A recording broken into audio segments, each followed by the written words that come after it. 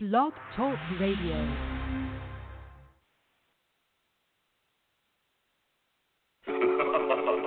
Franchise pros, Stan the Man, Paul Segreto. Time to show you the way of franchising today. Hey, do you possess the spirit of an entrepreneur? Or lay your business plan down like a rug or a floor? Or maybe you have a dream of opening a chain of delis, or whatever passion lights that pilot light under your belly. Or do you want to start a business, fam, using the proven trademark from another brand? And grow together and expand like a rage of fire, from a single to a multi-unit empire. Well, pay attention to this podcast that you hear and streaming in HD, so fine-tune both of your ears. And Stan and Paul lays down the law. Whether you want to be a franchisee or a franchisor, it's all about sustainable growth, the sensible franchising, proven concepts, and smart enterprising. So use your left and right side of your brain and absorb this knowledge here. Franchising today, Badlands, baby. Franchising today, sustainable growth, the sensible franchising. Franchise today, sustainable growth, the sensible franchising. Franchise today, franchising today, franchising today. Yeah. This conference will now be recorded. Hello, everyone in the franchise world. My name is Paul Segreto, and this is Franchise Today. Today is Wednesday, September 26th. My co-host, Stan Friedman, is up in the land of 1,000 lakes, Minnesota. Stan, how are you today? That's 10,000 lakes, Paul. Let's not sell the state of Minnesota short. I'm doing great today. Yep, and a lot of people don't realize that's where the Los Angeles Lakers originally started out, because there's not that many lakes in Los Angeles, are there? No, there's a whole bunch of other things, though, that aren't in Minnesota either. So I'm not sure how that balances out in the end, Paul. That's for sure. Could you believe, Stan, we are in the last show of the third quarter? Where has this year flown by? Every time I mention that to people, Paul, they remind me that it's a function of age, that when your life starts quickening, it's because you're getting old. In my case, too late, I'm already there. But I think that's what it is. I think the clock quickens on us as we get older and have, maybe a little less time ahead of us than we've got in our rearview mirrors. Yeah, it seemed like we were just coming out of IFA in the first quarter. We had some things going on, Washington, D.C., with the IFA legal symposium, second quarter, third quarter. Some of us were kind of relaxing a little bit. Summer, there was some flurry of activity in the franchise world. We kept talking about, well, guess what happens when we get past Labor Day? We're in the silly season, and we're already a month past there. It's hard to believe. It is hard to believe. I mean, I look at all the things that I anticipate and look forward to every year, and a good part of this year, is in the rearview mirror. Now we're staring Thanksgiving or Halloween, Thanksgiving, and Christmas in the face. It's going to be a new year here in just a couple of blinks of the eye. But it's been a great year, Paul, and I think franchising has celebrated a pretty robust year of recovery, if you don't, for lack of a better word. I think we've seen lots of favorable motion in our direction as the business model of franchising has been riding the wave of consumer confidence that we're all feeling a little bit more of this year than we did perhaps this time last year. Yeah, this time last year we were on the heels of Harvey and Irma, not a very nice couple. Certainly weren't nice to people that are still feeling those effects. And, of course, my heart goes out to the people in the Carolinas and the effects of Hurricane Florence. We still see on TV here victims of Hurricane Harvey. And I couldn't even imagine going through anything like that in my life. I absolutely cannot imagine that. Well, it just helps teach respect for Mother Nature, Paul.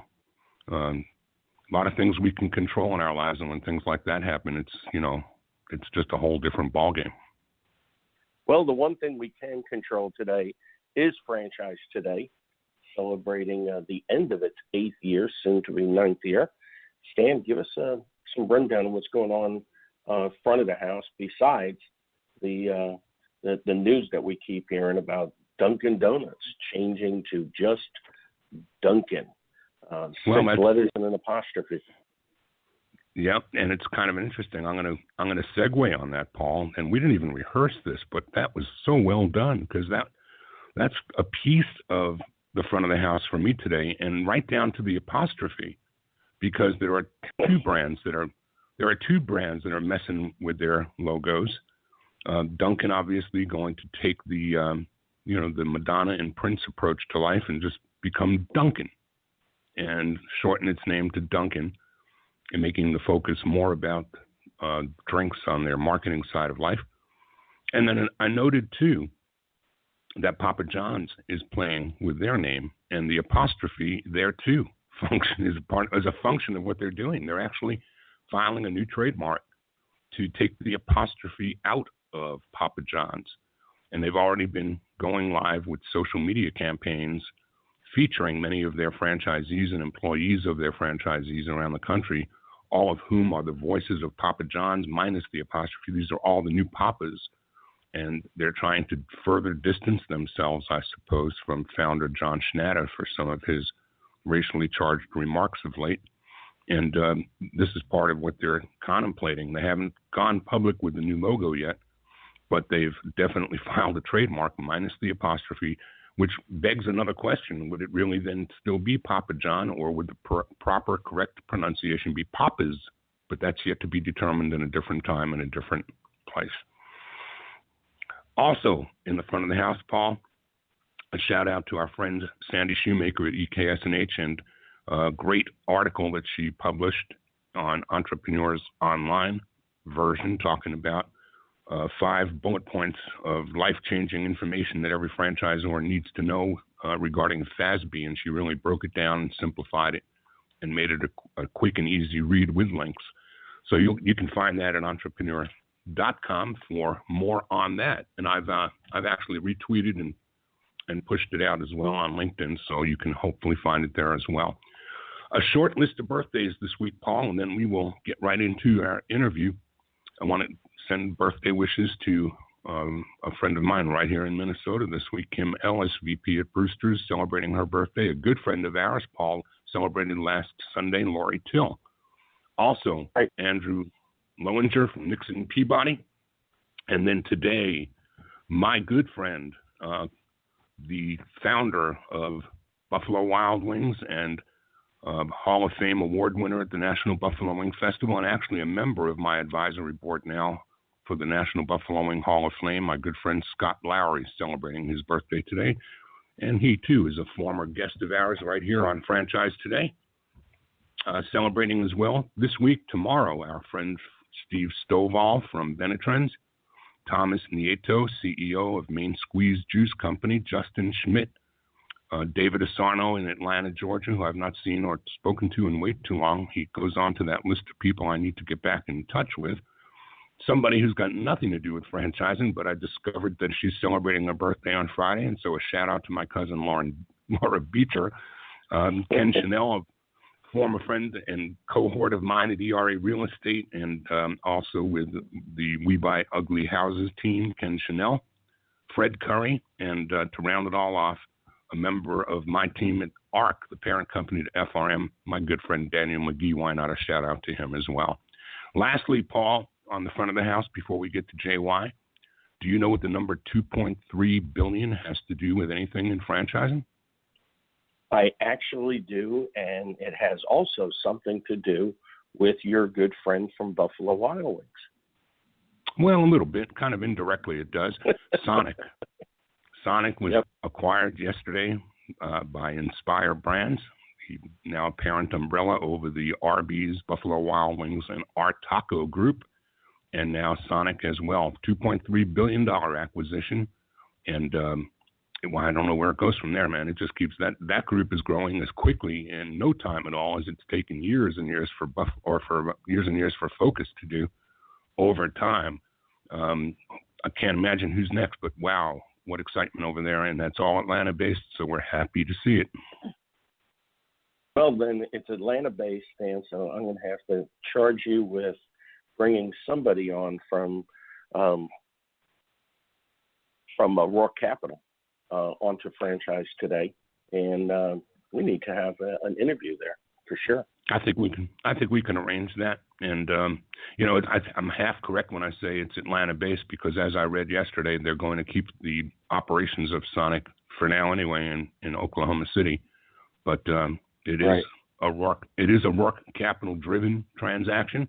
And to your point, I think we are long overdue to try to have somebody like Steve Romanello or Jeff Hill or somebody from the Rourke team as a guest with us here. Let's set that up. Yep, absolutely. Well, this week on Franchise Today, I'm excited to have Yiangou, Jennifer Yiangou, Vice President of Operations and Compliance at Self Esteem Brands. We'll refer to her as JY because I know I'm going to mess that up again. We're looking forward to talking with Jennifer about the unique culture at Self Esteem Brands. There is something interesting on the website, Stan. Improving the self-esteem of the world. That's the lofty goal of Self Esteem Brands, the parent company of Anytime Fitness, the world's #1 top global franchise, and Waxing the City, another award-winning franchise poised for rapid expansion. And a lot of the information I read, really talks towards a unique culture. Jennifer, welcome to Franchise Today. Thanks for having me, Paul and Stan. To be here. Always a pleasure. And I do apologize again for messing up on your name. I knew I was going to do that. No matter how many times I wrote it down, that's all I kept looking at was your last name. I had it, divided out into 2 syllables. I said, I'm not going to mess it up, and I did, and I apologize. No worries. You're not the first, and you won't be the last. I'm sure. Yeah, Jennifer, as we talk, and we talked a little bit about it before the show, franchising is not something that we wake up one day and say, I think I'm going to shift gears today and go into franchising. It's not something that typically happens. As Stan likes to point out, it's usually one of those moments where franchising happens to find us. So if you would, let's roll back the clock, take us back as long as you'd like to, where you were even, maybe before business, maybe it's way back when, or even a few years ago, and take us up to the point of where we are now. But along the way, tell us when that franchising moment popped out and you looked in the mirror and said, I'm now in franchise. Yeah, no, it's really a fun story to tell, and I get excited to talk about it. So thank you for giving me the opportunity. I appreciate that. I think my story starts back when I was a teenager, probably when I was about 16. I grew up in a real small town in Minnesota. And of course, myself and my friends, we worked at the Dairy Queen. We had a Dairy Queen in town. And that's when I was introduced to fast service and the amount of customers that could actually come through a restaurant. It was a really impressive operation. And then as time went on, I had a friend who owned a McDonald's in the next town over. So I watched how profitable it was and how successful their family became. And I think that was really eye-opening for me. So when I was in high school, I joined an entrepreneur class, believe it or not. And my instructor was the head of the DECA program in Elk River. And I joined DECA, and believe it or not, I wrote a 40-page business plan on how to open a gym. I knew that there was franchising, but I thought, gosh, there is something with this gym business. And back then, fitness centers were a big part of franchising.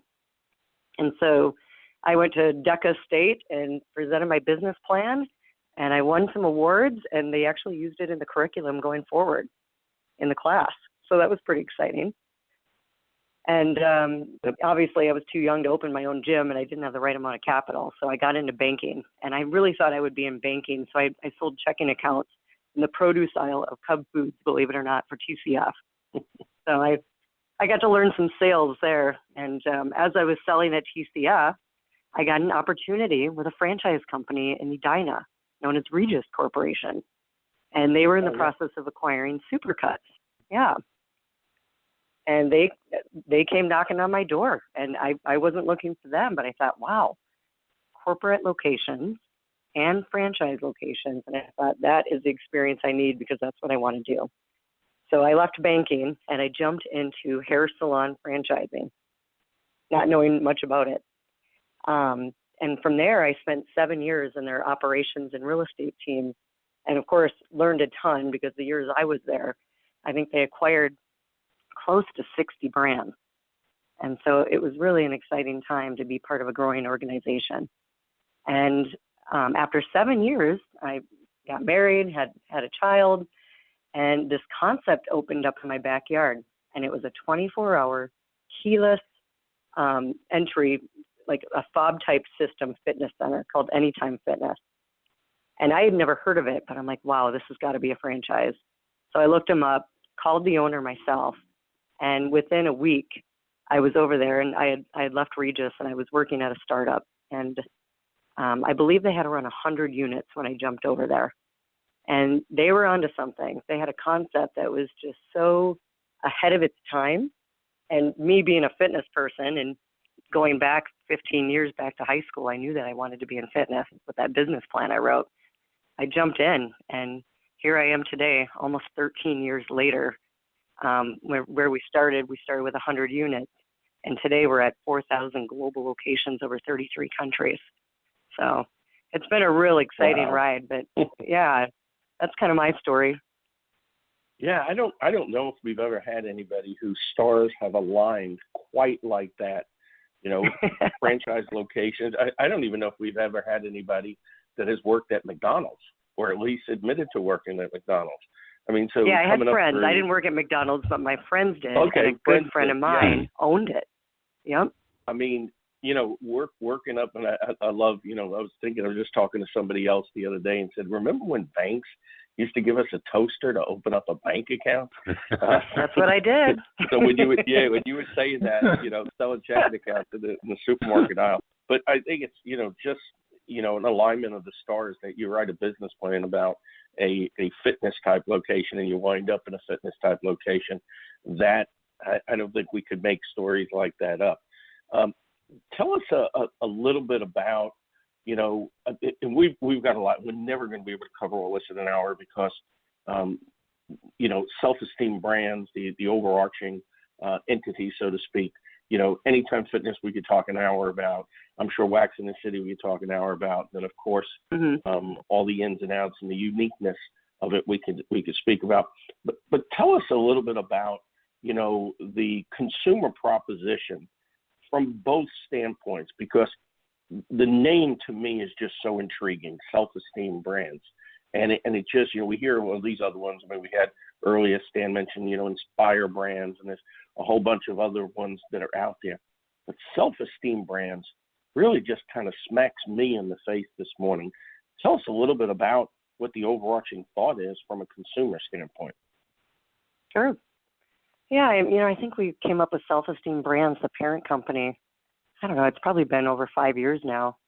And the biggest thing, when we looked at our purpose, when we were doing our, you know, our mission and our vision and all our strategic planning, is what are we really doing? We are here to increase self-esteem, and fitness. You know, there's a lot of that going on in fitness, but also in the beauty space. So when we got into Wax in the City, we are there to make people feel good about themselves and look attractive when they're out in public, and it's about feeling good. And so that's where we landed on Self Esteem Brands, and we realized that we're pretty darn good at franchising. So we've set up this infrastructure of shared services and operations teams where we can support multiple brands. And so that's the infrastructure behind Self Esteem Brands. And along with that came our 4 Ps that we created: people, purpose, passion, and profits. And that's our model that we live by. That's what we share with our franchisees. That's what we share with our members and our waxing customers. It's about the people, and you got to be passionate about what you're doing. You have to have a sense of purpose, and you need to make money doing it. JY, I've got some questions, and I, you know, by way of full disclosure, I have to share with the audience that you and I have had a professional relationship in franchising, and I'm proud that you're on our roster of clients. But it's given me the opportunity to actually learn so much more about the operation, learn about you, the person, as well. Paul, I've got to tell you that one of the first times I met JY was at their old facility before the building that they built in Woodbury here in Minnesota, which is how many square feet, JY? Yeah, we've moved into around 80,000 square feet. Yeah. Wow. So the first time that I visited at any time, I come to JY's office, and there's all this construction stuff going on, and there's architectural plans and all this. Guess who's charged with, in addition to being VP of operations, for the entire construction of an 80,000 square foot building? Yeah, JY. And which is part of, it was an add-on to her day-to-day job. I then, the second time out, went back to visit that new building, and I said, wow, if I was ever building a house, Paul, I'd want JY running that project, because that building is the most amazing facility, right down to a tattoo parlor, right on the facility. JY, tell the audience a little bit about that. Sure, absolutely. Well, and that's an extension of our 4 Ps. Several years ago, we had franchisees go out and get the tattoo of the Running Man somewhere on their body, whether it was their bicep or their back of their calf. And it turned into 100, 200. Well, now I think we're up to several thousand. So we have franchise training pretty much, I don't know, I'd say at least two weeks out of the month. And we have a tattoo artist that comes in and gives tattoos to folks at training. And then in addition, at our regional conference, we bring in tattoo artists, and I believe they do over hundreds of tattoos. And it is just a way where people feel so passionate about the brand, they want to share that with their family and their friends and just the outside world. People are very proud to be part of something bigger. And Dave Mortensen and Chuck Runyon, the founders and chief executives of the brand, they treated the IFA to an incredible keynote, a couple of years ago at convention. What's the story? What's the story with the kilts? Can you help? Sure. Understand? Great. Yeah. No, I'm glad you asked about the kilts. That ties into, again, the 4 Ps. That's our play. We like to play. And every year for our annual convention, we would take our corporate staff and some of our franchise partners in the Minnesota area, and we would film like a little mini movie, and it would be the intro to our convention. And one year we refilmed Braveheart. We called it Save Heart. And so Chuck and Dave were on horses, and all of us as a team, we were holding swords, and we were battling obesity and laziness and all the things that keep people away from wellness. And we had our swords, and it was probably the most fun I've ever had at this company. And so everybody was wearing kilts to tie into the Braveheart theme. Another movie we made, we actually got up at 3 a.m. and we ran through mud pits, and we did a mud run, and we had this fantastic photo shoot of us just covered in mud. And it was all about grit and working hard and not letting things hold you back. So it's a big cultural play, and the staff has so much fun making them, and the franchisees love watching them and sharing them with their staff to carry that culture through the stores. I mean, there's an incredible level of passion behind this brand, Paul. And literally, I think what you've demonstrated right here is how much fun goes into working there. I think this is a place where people work for more than one currency. They're working for fun and the passion of making differences in the lives of their customers all over the globe, as well as for a living, which we all have to make. So let's talk a little bit about the value proposition to the consumer, and I think we should break it up to, we've really got to identify both brands. So what is it that drives the consumer value proposition with Anytime First? And let's talk a little bit about wax. Sure. On the Anytime Fitness side, for years, we've always been known as a convenience play. We're going to be that local gym that's going to be in that neighborhood strip center close to your house. And you're going to go in, and it's going to be quick, and you can do your thing. But we're much, much more than that. We are a community. When you go in, I want you to make friends, and I want you to take part in not only just jumping on a treadmill or working out on your own. We've got personal trainers there that are there to coach you. We've got get started plans. We have a mobile app with preloaded workouts to help you. And we want every member to have a coach. And so we're really moving to that. And we're adding small group training. So if you walk in our clubs today, you'll start to see purple turf. and we're adding a lot of functional fitness. And we want people to get results. I mean, let's face it, fitness is hard. A lot of people join gyms and they don't always stick with it. And so we really want to make it a lifestyle. And that's where we're at. And we're looking to help people that might be intimidated by the gym environment. So we're there to give them a plan and help them out. On the Wax in the City side, it's more about the quality of service. We don't want to rush you in and rush you out and have a painful or a bad experience, right? We want you to feel very comfortable, and we want you to feel comfortable with our serologists, which are the estheticians that do the services. And from there, we want you to have a good experience, and we want you to learn about, quality hair removal and how that works and the cycle of growth and how often you should come back. You're listening to Franchise Today. Now in its 9th season of podcasting, I'm Stan Friedman, along with co-host Paul Segreto, and we're talking today with Jennifer Yiangou of Self Esteem Brands. Franchise Today is brought to you by the Franchise Foundry. Paul and his team have been bringing emerging brands to market for more than 30 years. The Franchise Foundry fosters sustainable growth for their clients, the kind that comes from experience. The Franchise Foundry provides both coaching and consulting, a hybrid approach. This delivers more effective solutions for both the franchisor's corporate team as well as for their franchisees. The Franchise Foundry team is also rich in practical, hands-on experience and expertise with general business management, operational and change management, digital marketing, and, of course, franchise recruitment and development. Plus, the Foundry team can also assist you with creating roadmaps for potential mergers and acquisitions and provide you with the guidance needed to navigate them. You can learn more about Paul Segreto and the Franchise Foundry along with their expanding list of clients at www.franchisefoundry.com. Franchise Today is also brought to you by FRM Solutions, offering best-in-class CRM and document management software designed specifically for franchising. FRM empowers real-time business intelligence, communication, and collaboration between all members of the franchisor's team and prospective as well as existing franchisees. This enables you to simply and seamlessly track, access, and manage all messages to and from prospective and existing franchisees, including text. Legal and compliance is simplified too, with FRM's document management, and even site visits can be digitally facilitated and scored with FRM.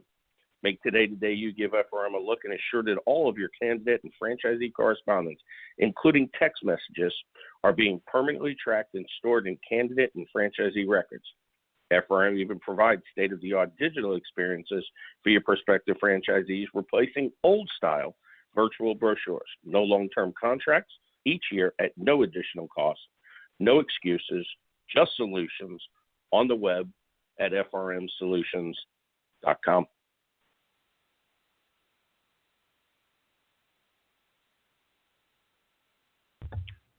So, Jay, why take us into waxing in the city? Where did the idea for that come from, and how did that go from concept to reality? Sure. Yeah, about 7 years ago, we actually had an employee that had a family connection to the founders of Wax in the City, and we had heard that they were attempting to franchise, but we're having some struggles because, as we know, having 5 very profitable corporate locations and then moving to franchising, it's not as easy as people think. There's a lot to do to get set up. And they had known that we had been doing, or had been in the franchising industry for a while, and they had reached out for help. And so a team of us flew out to Denver to look at the concept, and we all fell in love with it. We fell in love with the founders, and we knew that we were set up to support multiple brands. So we jumped in there, and rather than just helping them out, we decided to bring them on, and so they're now part of the Self Esteem Brands portfolio. And there was just a lot of excitement around the business because there are some other players in the space, but we felt like there was room for growth, and that's where we are today. Wow.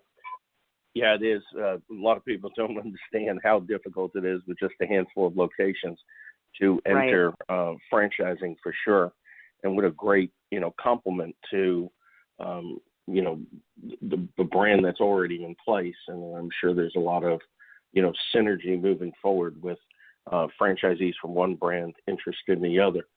Tell us a bit about, with shifting gears from the consumer side, tell us a bit about Anytime Fitness, the franchise opportunity, who you might be looking for, because some people just have a hard time understanding, as you said at the beginning, when you first saw the fitness center, it was a place where you had a fob and there was nobody there. I imagine some people might have a little bit of a phobia about owning a business like that. So how did the whole franchise side of it come about, and what are some of the common questions or concerns that people have initially looking at their brand? Sure. Yeah, from a perspective, looking for franchisees, I would say most of the people do find us online. I mean, we spend a great deal with Google and Facebook, and that's kind of where it's at when you're looking for franchisees. Mm-hmm. And a lot of them do come through the websites. And the types of people that we see come through, I mean, it's all walks of life. You've got folks that just want to be a single gym operator because they're passionate about fitness. You have others that want to start up a family business for them and their children that are graduating from college. You see a lot of parents looking for jobs for their children coming right out of school. And then you've got ownership groups that are looking to become large multi-unit operators. And then you've got investors and equity types. And then you've got people who are really just tired of corporate America and want to go be their own boss and want to have a work-life balance. And I can't tell you how many people come through and tell me this is the best thing I ever did. I used to work a corporate job, and I was working 70 to 80 hours a week, and I didn't have any time with my family or my kids. And now I feel like I have that balance, and I'm doing something I love, and I'm doing something where I can help my community become healthier. And there's a purpose behind what we do. And so the people coming in, I mean, everyone has a different reason, right? Sure. So what does that look like in terms of awarding franchises? I mean, you've got single unit operators to empire builders and master franchisees on, in countries around the world. Right. What are the common threads that are shared by all of those? And let's talk about what a day in the life of a franchisee would look like. Yeah, I mean, culturally, I think we need to be aligned, and we want to make sure that they fully understand what they're getting into. So obviously, reading the FDD is a very large part of that, but also just understanding you're going to be entering a business where you're going to have to sell. And if you don't know how to sell, you're going to have to hire someone who can sell. And then you're also going to be a people leader. And leadership skills are a must. You have got to be a good people leader, or people are not going to want to work for you. The market's tight right now. Unemployment's low, and we got to recruit trainers and managers. And if they don't want to work for you, it's going to be a struggle. So we talk a lot about leadership. A day in the life for a franchisee. I mean, some of our largest operators that have multiples, they've got corporate offices, and then of course they've got regional staff that oversee managers. A lot of them are bringing on personal training departments where they have someone overseeing their personal training. And we have some owners that are managing hundreds of employees now. So they're, what they say to me is, wow, I never dreamed that I would be able to build a business like this and manage so many people. And I think what they learn is there's a big HR function in there, and a lot of people don't expect that. So we try to prepare them for, you got to manage people, you got to work with people, and you're going to be looking for them. So I think that's probably the biggest thing we focus on right now. Are there synergies between the brands to the point that Paul made? Are you finding that you've got Anytime Fitness franchisees that are coming back for another bite of the apple and opening up with Waxing the City? Initially we really thought that we would, but as time has gone on, we've realized the businesses are very different. The beauty business is very different from the fitness business. In our fitness business, it's less staff intensive, and the business still runs because of our security system. Whereas with the beauty business, you're relying on staff to open and close, and a lot of the experience is with the staff. And so that's that HR piece. Franchisees need to be really good people leaders to keep all these people, because most of them are not licensed as, hair removal experts. So they've got to rely on people to do that. So we're not seeing as much crossover amongst fitness and beauty as you would think. Very interesting. Tell us a little bit about the actual franchise investment. Let's talk about just a single unit for any time at first. Sure. Yeah, I don't have the FDD in front of me to quote the numbers, but I mean, I think the big thing, and what the majority of people do, is they would probably get an SBA loan because you're going to be funding equipment. And then, of course, the second piece is the real estate. You're going to be negotiating with landlords and the build out, and of course, negotiating all those rents. So the biggest factor is rent, and you've got to manage that and make sure you're in the right spot. And then, once you get the equipment, I'm trying to think of what else. I mean, you get that going, you've got to hire all the people, you've got to get all the software set up, and we've got a huge support department. We have one support area that helps franchisees get open. So we're helping them with financial performance. We're helping them with construction. We've got vendors to help them with construction project management. We have designated partners that are architects. And then we've got a whole sales team that helps them with pre-sale as well. And then marketing is a big piece. We have a lot of programs that they need to invest in for marketing. And what about as far as, from a technology standpoint? I imagine software programs are a big part of this, considering, the size of the database that must be, built over time for a franchisee. I mean, to me, that's got to be where the gold is. Yeah, and in order to run a large franchise company like ours, you need data, and you need to look at the data. You need to determine the trends, and you've got to make decisions based on what you're learning.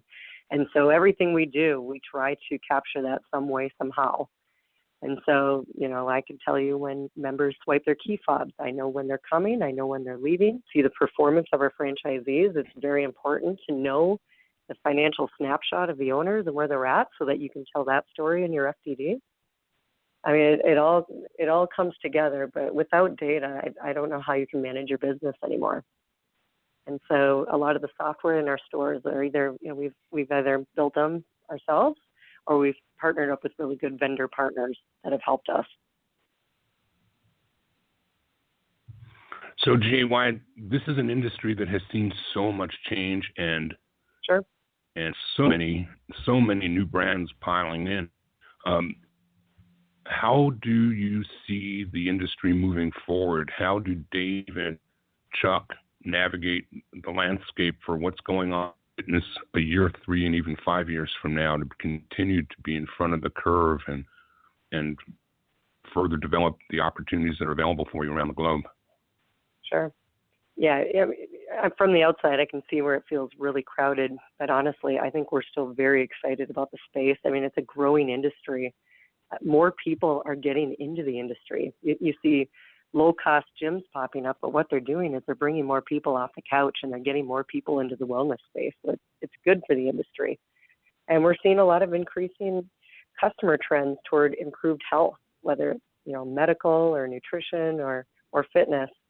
And, there's this demographic of 20 to 64-year-olds. They're not going away, and they're the largest gym demographic. And then let's not forget the baby boomers. I mean, they are expected to sign up for health club memberships in huge numbers. So we truly believe there is enough to go around for everybody. And there's different segments. We've got a lot of studios coming in that are more niche. You've got low-cost gyms. You've got us where we're more about coaching and results-oriented. There's definitely room. So, 3-5 years from now, we believe we're going to continue to grow by, I would say, at least 150 stores a year domestically, and internationally, that growth is going to surpass domestic. Internationally, I was going to say, I mean, we're going to be celebrating our 500th location in Australia, Japan, the UK, Asia. There's just so much growth for fitness across the globe. And on the Wax in the City side, we are very excited. We just reached a milestone. We're celebrating 100 open locations. So we just reached our 100th open unit, and they're getting many accolades and awards as well, as as you look at the entrepreneur rankings. So that's really exciting too. I think it's exciting that the philosophy that you share is so much it makes me think so much of the senior care industry where everyone thinks, gosh, that space is crowded, but it's not really crowded at all. When you look at the numbers of people that are aging America in that space, the numbers are massive, and the rising tide lifts all ships. So it's great that you've got that philosophy and that, you are market leaders and you've been out there a lot longer than others who are coming into the space later. So I think that's awesome. That's the power of franchising, is having a national brand and not doing this alone, and having a strong national ad fund that can help you promote your business collectively. My parents, they just retired. My dad's been retired for a while. My mom just retired recently, and I was talking to them last weekend, and I said, so what's it like? Like, what do you do every day? What are you looking forward to? And they both looked at me. They're like, we're going to go to the gym. Like, their highlight of the day is to go work out at the gym. It's a social experience. And so I think that's so cool. So that we are awesome. The highlight. People look forward to come see us, our managers, their friends, and they're getting healthy and staying healthy doing it. I think it's exciting. And, I know, too, that when you've built an iconic name, I mean, your corporate name is in itself a brand. And when you've got the power of self-esteem as a foundation, I'd be hard-pressed to believe that Chuck and Dave are done in terms of brand building. So let's go 3 to 5 out again. And might there be 3, 4, or 5 more brands under the umbrella? Yeah, we're very open to growth and growing the portfolio and bringing on more brands. We're very careful about that. Obviously, there's a lot of diligence, and it's got to be the right fit. But, yeah, that is the goal long term, is to have multiple brands. And, I just think there's so much opportunity with Wax in the City and Anytime Fitness. And we have a lot of exciting things to look forward to, and we have a lot of work ahead of us. I mean, it's not easy for anybody, no matter what industry you're in. Every industry is competitive, whether it's hair salons or coffee shops. You're always going to have competition. You just got to find ways to differentiate and do it better and find that customer and get after that customer that is going to find you and appreciate you for what you offer. You can't be everything to everybody. No, you can't, but it's interesting. We've had, obviously a number of guests in the fitness industry. It seems like of late we've really had a lot. And I'm just sitting here thinking, it wasn't that long ago where I recall seeing Jack LaLanne, jumping up and down on TV. And then, of course, you remember that, Stan, right? I mean, you might remember the black and white Stan. Thanks, Paul. And I remember that, as a 1, 2, and he's going up and down, and then of course, the whole big thing, Arnold Schwarzenegger and Lou Ferrigno, and this whole big thing about, fitness centers and the bodybuilders, and then of course the fitness centers became, the place to be seen more than it seemed like, to work out. You walked in there and everybody was fit and everybody was, dressed and their hair was done and makeup was on, and, guys had just had a haircut to just go work out. And it was very intimidating. And it seems very like, much so. This way, and especially with, Anytime Fitnesses, I mean, be able to go in there, at my leisure, all times of the day, I mean, it's just a tremendous, it's well, you know what? It helps build your self-esteem. Certainly, yes, it doesn't kill your self-esteem when you go into a fitness center and you see all these quote unquote pretty people.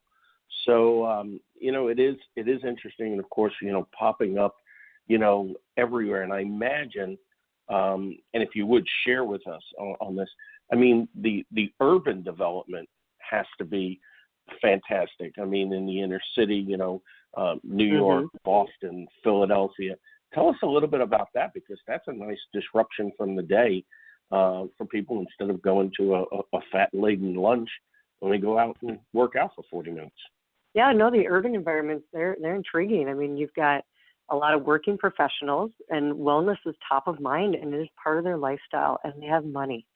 And I think we're positioned great for that customer, because we've got a smaller footprint and we can find real estate in those urban markets. I mean, the big thing here is the cost of real estate and the build outs. And I think we can fit into that space and fill that niche. And people can get in on their lunch hour or right after work and get out. And that's what it's about. And so there's huge opportunity for us in those urban environments as well.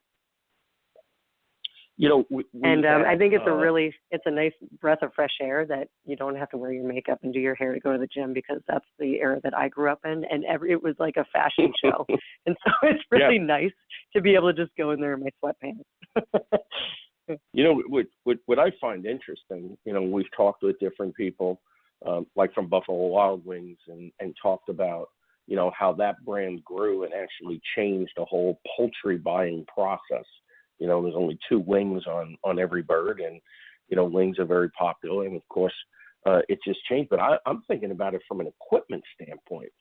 I mean, brands like, Anytime Fitness had to, just create a storm of growth from equipment manufacturers. Yeah, definitely. We've got designated partners that we work with, but when you open 4,000 locations globally, I mean, we're the largest customer for many of these people, and they're excited to work with us. And unfortunately, there is some wear and tear on equipment, so some of the cardio, they probably got a 5 to 7 year lifespan on them, so they need to be replaced. And I mean, it's good business for the vendors, and it's good business for the franchisees as well. And then the members, they can come in and know that they've got quality equipment that they can work out on. And so it's creating a lot of business, not only for fitness franchise, but for vendors. I mean, I think we've got close to 200 preferred and designated and mandated vendors. Wow. It's pretty unbelievable how many partners we have to help us. And they're part of our annual conventions as well. And they feel it, and they love working with us because they feel that purpose of why are we doing this? It always comes down to why are we doing this? We're here to get people healthy, get them to a healthier place. JY, we told you at the beginning that this conversation was going to fly by, and that time would come and grab us. Before we end and wrap up, I want to ask you if there are any questions that we didn't ask that we should have. Is there anything that you'd want to share with the audience that Paul or I neglected to ask you?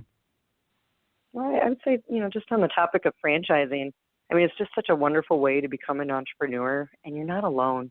You're part of something larger, and it's a proven playbook. You've got an operations manual and a huge support system, and I just think franchising is wonderful for that. It creates so many opportunities for people to become their own boss and do the things they never thought they could do. And like I said, I'm a big promoter of, being yes, a career person, but also being available to your family and watching your kids grow up. And I think franchising allows for that. Well, I think too that, and I'd forgotten about your involvement with DECA. Paul and I have been long-time advocates of next gen in franchising, and my involvement in DECA goes back years as well. Though I was never a DECA student, I've certainly been impacted by the influence that I've seen out of these young kids coming up with entrepreneurship on their mind, and maybe they will, as the Titus Center for Franchising as well is trying to promote, is making franchising more intentional, making it a more intentional people with purpose getting into the business, so that we don't have to open our programs for the rest of our lives, Paul, asking everybody how franchising found them. They'll be able to tell us. JY, any expos or places that you may be in the coming weeks that you'd like to share with the audience? And if so, please tell them, and if not, how they can find you again to learn more about the unique business models that are under the current SE Brands umbrella. Sure. Yeah. And, my travel schedule is pretty light this fall, but I'll probably be at the IFA national event in February. I typically go to that event. And then, of course, I'm always on LinkedIn. Look me up, Jennifer Yiangou. It's Yiangou. Send me a message. I'd love to hear from you.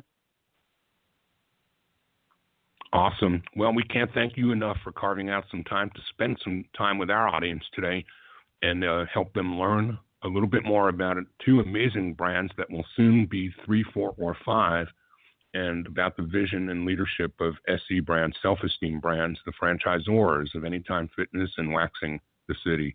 Jennifer, can't thank you enough for being with us. Paul, any last thoughts? I'm just thinking about all those where people are going to put all their clothes now that they're getting rid of those old Nautilus machines and heading down to Anytime Fitness. That's right. Well, you got a dryer, so there you go. Yep. Jennifer, appreciate you being with us today. Thank you. Thank you. Well, Stan, I was just thinking about this entire involvement, evolution of where fitness has come. Like I said, had that vision of Jack LaLanne jumping up and down in the leotard to where we are today. Wow. I mean, it's not all that long ago, really. I mean, this is a big evolution in a relatively short period of time for an entire industry segment to basically, pop out of nowhere.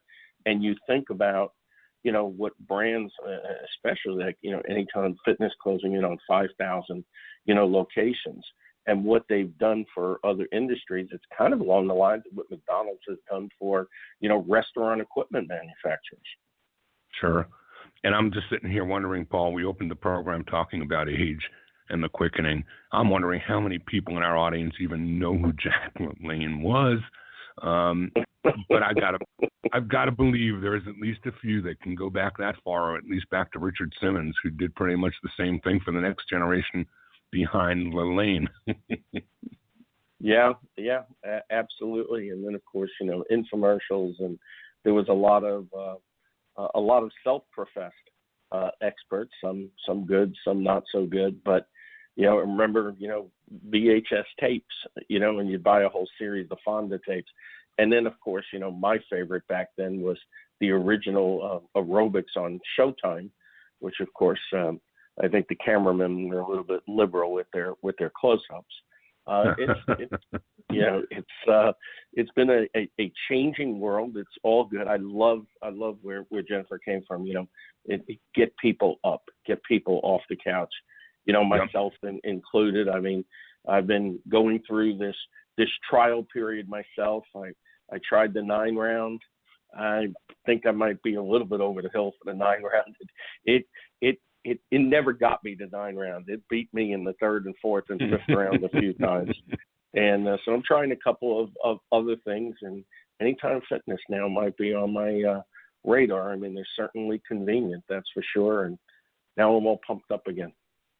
Well, great team of people, and it starts at the top with Chuck Runyon and with Dave Mortensen, and they walk the talk and live the dream, and everybody in that place is purpose-driven in making life better for those that they serve, and it's evident in the team of people that are employed there and who service the franchisees and the communities that they serve and their consumers as well. So can't thank Jennifer enough, and maybe someday, not too far distant future, we get either Chuck or Dave to join us as well. That would be great. So, Stan, why don't we have a pact? I'll try Anytime Fitness if you try waxing the city, okay? We're not going there, Paul. We're not going there. I mean, we'll leave the kilts to Chuck and Dave. I'm not getting into that space. Well, that's nice try, great. Paul. Appreciate it. Yeah, great thought. Nice try. I wanted to be fair. I wanted to share alike. Yeah. That's just a picture nobody needs to have in their head. Yep, that's right. Until next week, my name is Paul Segreto. You wishing you the best, the very best, in this great thing we call franchising. And Franchise Today is out. When you're part of a military family, you understand sacrifice and support. At American Public University, we honor your dedication by extending our military tuition savings to your extended family. Parents, spouses, legal partners, siblings, and dependents all qualify for APU's preferred military rate of just $250 per credit hour for undergraduate and master's level programs. American Public University. Value for the whole family. Learn more at apu.apus.edu/military.